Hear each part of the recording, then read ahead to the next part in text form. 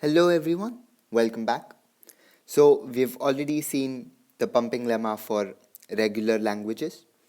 There's also a pumping lemma for context-free grammars or context-free languages. And that's just a slight modification of the one that we saw for the regular languages. What it says is that this time the rest of it remains the same, but it says that I can split S, which is any string in the context free language.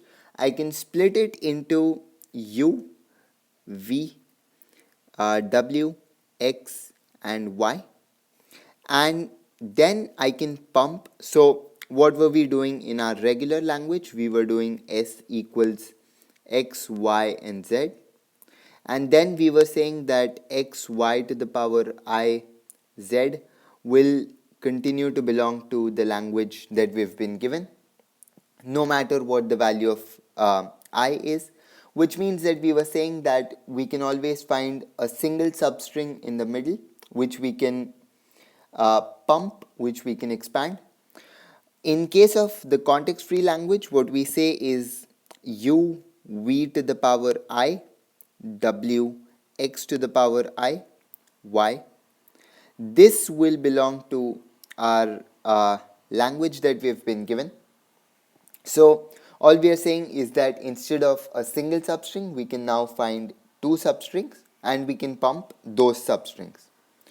So let's take an example and understand this. Of course, there's also a second rule change which says that my v, w, and x, the length of all of these together should be less than my pumping length, less than or equal to my pumping length.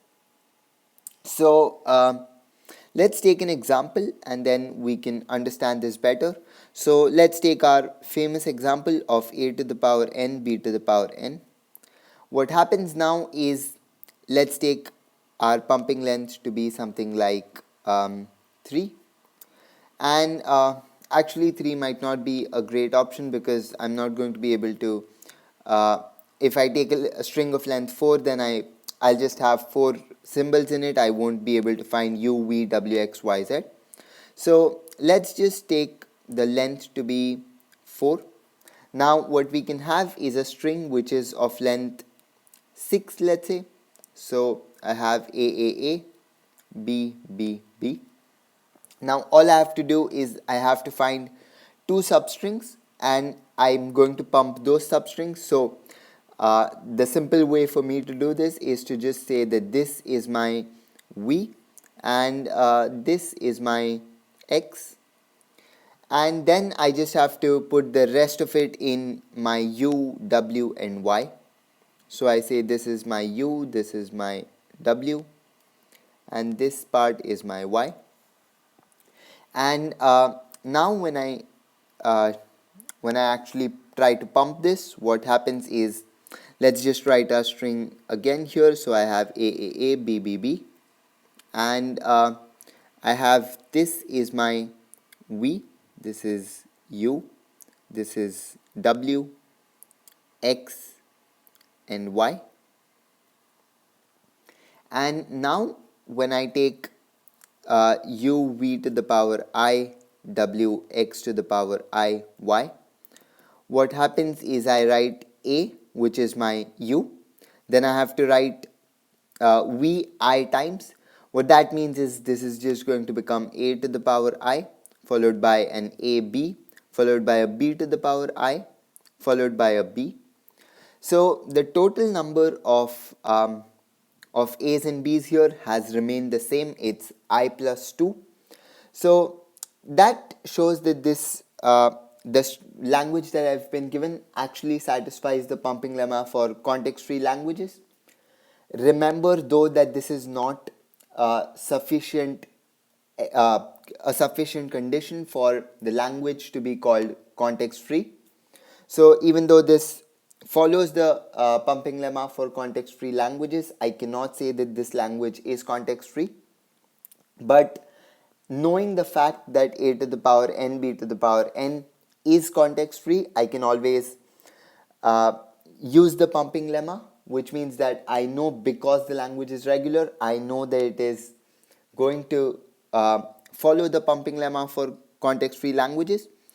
What you can do, and I'm not going to get much into this, I'm just going to leave you with an example. What you can do is you can take a to the power n, b to the power n, c to the power n, and use the pumping lemma to prove that this is not regular. This indeed isn't regular, and you should be able to use the pumping lemma to prove this.